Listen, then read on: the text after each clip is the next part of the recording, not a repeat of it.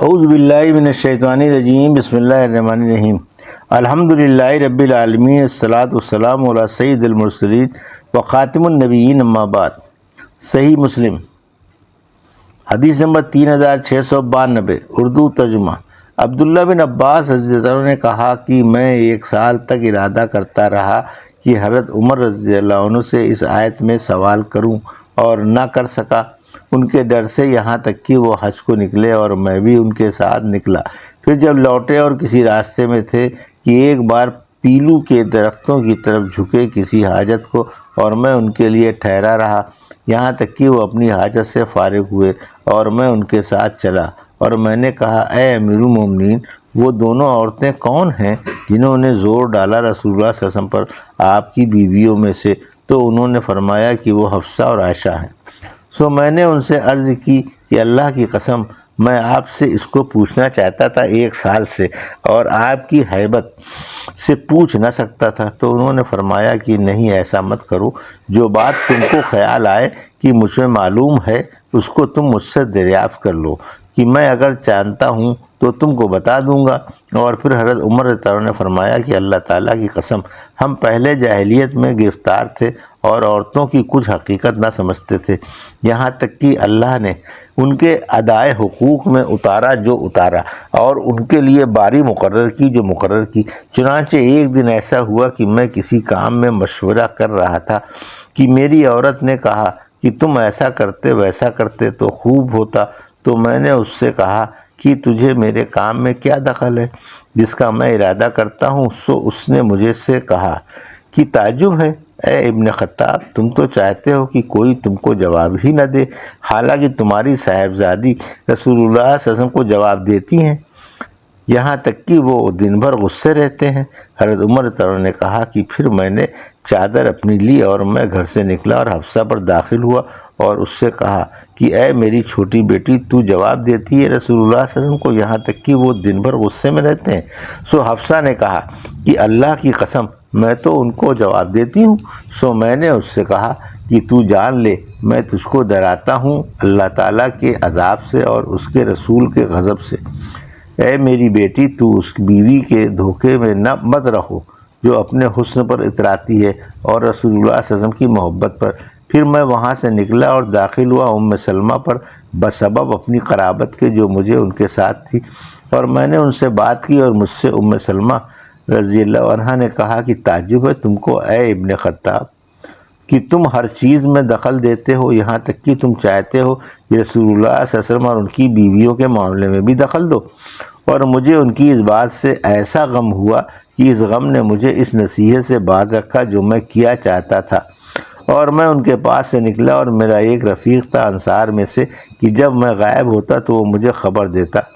اور جب وہ غائب ہوتا یعنی محفل رسول اللہ صلی اللہ علیہ وسلم سے، تو میں اس کو خبر دیتا، اور ہم ان دنوں خوف رکھتے تھے کہ ایک بادشاہ کا غسان کے بادشاہوں میں سے، اور ہم میں چرچا تھا کہ وہ ہماری طرف آنے کا ارادہ رکھتا ہے، اور ہمارے سینے اس کے خیال سے بھرے ہوئے تھے کہ اس میں میرا رفیق آیا اور اس نے دروازہ کھٹکھٹایا اور کہا کہ کھولو کھولو۔ میں نے کہا کیا غسانی آیا ہے؟ اس نے کہا کہ نہیں، اس سے بھی زیادہ ایک پریشانی کی بات ہے کہ جناب رسول اللہ صلی اللہ علیہ وسلم اپنی بیویوں سے جدا ہو گئے۔ سو میں نے کہا کہ حفصہ اور عائشہ کی ناک میں خاک بھرو۔ پھر میں نے اپنے کپڑے لیے اور میں نکلتا تھا، یہاں تک کہ میں رسول اللہ صلی اللہ علیہ وسلم کے پاس حاضر ہوا، اور آپ کی ایک جھروکے میں تھے کہ اس کے اوپر ایک کھجور کی جڑ سے چڑھتے تھے، اور ایک غلام رسول اللہ صلی اللہ علیہ وسلم کا سیاہ فام اس سیڑھی کے سرے پر تھا۔ سو میں نے کہا کہ یہ عمر ہے اور مجھے اذن دو۔ حضرت عمر نے کہا، پھر میں نے یہ سب قصہ رسول اللہ صلی اللہ علیہ وسلم سے بیان کیا۔ پھر جب ام سلمہ کی بات پر پہنچا تو رسول اللہ صلی اللہ علیہ وسلم مسکرائے، اور آپ ایک حصیر پر تھے کہ ان کے اور حصیر کے بیچ میں اور کوئی بچھونا نہ تھا، اور آپ کے سر کے نیچے ایک تکیہ تھا چمڑے کا، اور اس میں کھجور چھلکا بھرا ہوا تھا۔ آپ کے پیروں کی طرف کچھ پتے سلم کے ڈھیر تھے جس سے چمڑے کو دباغت کرتے ہیں، اور آپ نے کے سرہانے ایک کچا چمڑا لٹکا ہوا تھا، اور میں نے اثر اور نشان حسیر کا رسول اللہ صلی اللہ علیہ وسلم کے بازو میں دیکھا اور رونے لگا۔ آپ نے فرمایا کہ کس نے رلایا تم کو؟ میں نے عرض کی اے رسول اللہ، بے شک کسریٰ اور قیصر کیسی عیش میں ہیں اور آپ اللہ کے رسول ہیں۔ تب آپ نے فرمایا کیا تم راضی نہیں ہوتے کہ ان کے لیے دنیا ہے اور تمہارے لیے آخرت؟ حدیث نمبر 3693، اردو ترجمہ۔ ابن عباس رضی اللہ عنہ نے صحیح مضمون مروی ہے اور اس میں یوں وارد ہوا ہے، انہوں نے کہا کہ میں حضرت عمر رضی اللہ عنہ کے ساتھ آیا، اور جب ہم مر زہران میں آئے کہ نام ایک مقام کا، اور آگے لمبی حدیث بیان کی، مثل حدیث سلیمان بن بلال کی، اور اس میں یوں ہے کہ میں نے کہا حال ان دو عورتوں کا یعنی میں آپ سے دریافت کرتا ہوں۔ حضرت عمر نے فرمایا کہ حفصہ اور ام سلمہ، اور اس میں یہ بھی ہے کہ حضرت عمر رضی اللہ عنہ نے کہا کہ میں حجروں کے پاس آیا اور ہر گھر میں رونا تھا، یعنی ازواج مطہرات کے، اور یہ بھی ہے کہ رسول اللہ صلی اللہ علیہ وسلم نے ان سے نہ ملنے کی 1 ماہ تک قسم کھائی تھی۔ پھر جب 29 دن ہو چکے تو آپ اتر کر ان کی طرف گئے۔ حدیث نمبر 3694، اردو ترجمہ۔ وہی مضمون ہے مگر اس میں یہ زیادہ ہے کہ جب مر زہران پہنچے تو حضرت عمر رضی اللہ عنہ حاجت کو چلے اور مجھ سے کہا کہ چھاگل لے کر آؤ پانی کی، اور میں چھاگل لے گیا۔ آگے وہی مضمون ہے۔ حدیث نمبر 3695، اردو ترجمہ۔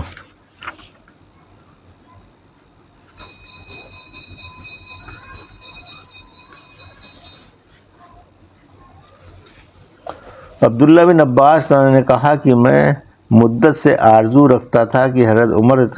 ان 2 بیویوں کا حال پوچھوں، نبی صلی اللہ علیہ وسلم کی بیویوں میں سے، جن کے بارے میں اللہ تعالیٰ فرماتا ہے کہ اگر تم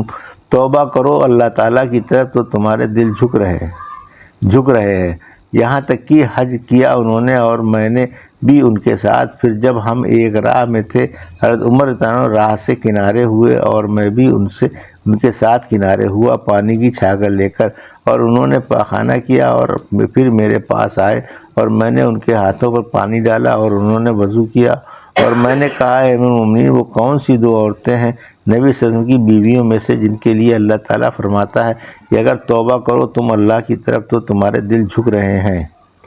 حضرت عمر رضی اللہ عنہ نے فرمایا کہ بڑے تعجب کی بات ہے اے ابن عباس، یعنی اب تک تم نے یہ کیوں نہ دریافت کیا؟ زہری نے کہا کہ حضرت عمر رضی اللہ عنہ کو ان کا نہ پوچھنا اتنی مدت تک ناپسند ہوا، اور یہ ناپسند ہوا کہ اتنے دن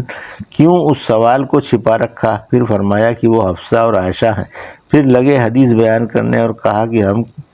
گروہ قریش کے ایک ایسی قوم تھے کہ عورتوں پر غالب رہتے تھے، پھر جب مدینے میں آئے تو ایسے گروہ کو پایا کہ ان کی عورتیں ان پر غالب تھیں، سو ہماری عورتیں ان کے خصائل سیکھنے لگیں، اور میرا مکان ان دنوں بنی امیہ کے قبیلے میں تھا مدینے کی بلندی پر۔ سو ایک دن میں نے اپنی بیوی پر کچھ غصہ کیا،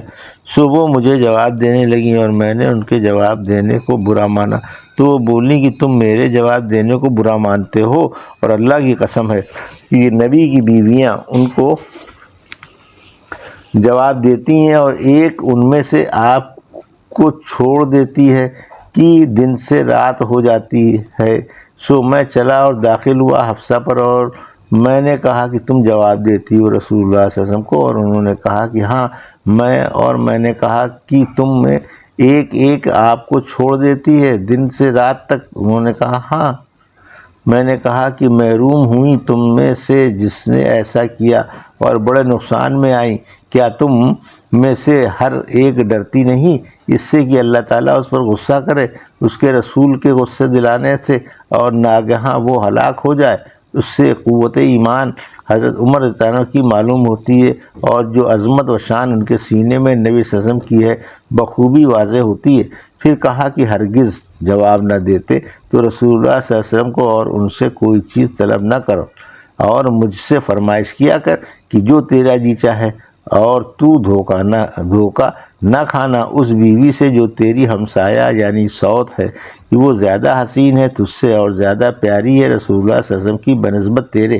غرض تو اس کے بھروسے میں نہ رہی ہو کہ تیری اس کی برابری نہیں ہو سکتی، اس میں اقرار ہے۔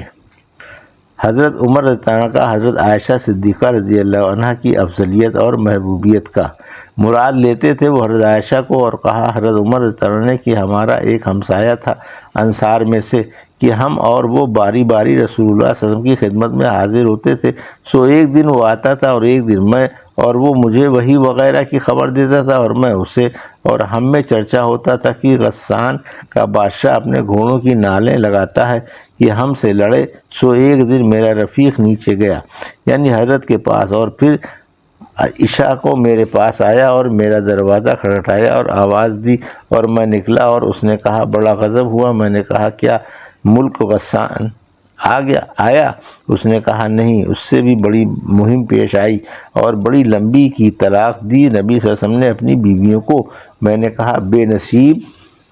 ہوئی حفصہ اور بڑے نقصان میں آئی، اور میں پہلے سے یقین رکھتا تھا کہ ایک دن یہ ہونے والا ہے، یہاں تک کہ جب میں نے صبح کی نماز پڑھی، اپنے کپڑے پہنے اور میں نیچے اترا اور حفصہ کے پاس گیا اور اس کو دیکھا کہ وہ رو رہی ہے، پھر میں نے کہا کہ طلاق دی تم کو رسول اللہ صلی اللہ علیہ وسلم نے؟ سو اس نے کہا کہ میں نہیں جانتی، اور وہ تو وہاں کنارہ کیے ہوئے اس جھروکے میں بیٹھے ہوئے ہیں۔ سو میں حضرت کے غلام کی طرف آیا جو سیاہ فام تھا، اور میں نے کہا کہ اجازت لو عمر کے لیے، اور وہ اندر گیا اور پھر نکلا اور کہا میں نے تمہارا ذکر کیا، اور حضرت صلی اللہ علیہ وسلم چپ ہو رہے۔ پھر میں پیٹھ موڑ کر چلا اور ناگہاں غلام مجھے بلانے لگا اور کہا کہ آؤ تمہارے لیے اجازت ہوئی ہے۔ سو داخل ہوا اور رسول اللہ صلی اللہ علیہ وسلم کو سلام کیا، اور آپ ایک بوریے کی بناوٹ پر تکیہ لگائے ہوئے تھے کہ اس کی بناوٹ آپ کے بازو میں اثر کر گئی تھی۔ پھر میں نے عرض کی کہ کیا آپ نے طلاق دی اپنی بیویوں کو اے رسول اللہ؟ سو آپ نے میری طرف سر اٹھایا اور فرمایا کہ نہیں۔ پھر میں نے کہا اللہ اکبر اے رسول اللہ کہ کاش آپ دیکھتے کہ ہم لوگ قریش ہیں اور ایسی قوم تھے کہ غالب رہتے تھے عورتوں پر۔ پھر جب مدینہ منورہ میں آئے تو ہم نے ایسی قوم کو پایا کہ ان کی عورتیں ان پر غالب ہیں اور ہماری عورتیں بھی ان کی عادتیں سیکھنے لگیں، اور میں اپنی عورت پر غصہ ہوا ایک دن، سو وہ مجھے جواب دینے لگی اور میں نے اس کے جواب دینے کو بہت برا مانا۔ تو اس نے کہا کہ تم کیا برا مانتے ہو میرے جواب دینے کو؟ اس لیے کہ اللہ کی قسم ہے کہ نبی کی بیویاں ان کو جواب دیتی ہیں اور ایک ان میں کی آپ کی چھوڑ دیتی ہے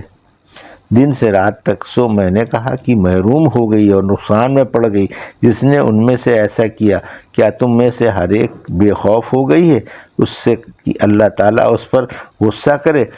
بسبب غصہ اس کے رسول اللہ کے، اور وہ اسی دم ہلاک ہو جائے؟ سو جناب رسول اللہ صلی اللہ علیہ وسلم مسکرائے اور میں نے عرض کی کہ یا رسول اللہ، میں داخل ہوا حضرت حفصہ رضی اللہ عنہ کے پاس اور میں نے کہا کہ تم دھوکہ نہ کھانا اپنی شوکن کی حالت دیکھ کر کہ وہ تم سے زیادہ خوبصورت اور تم سے زیادہ پیاری ہے۔ جناب رسول اللہ صلی اللہ علیہ وسلم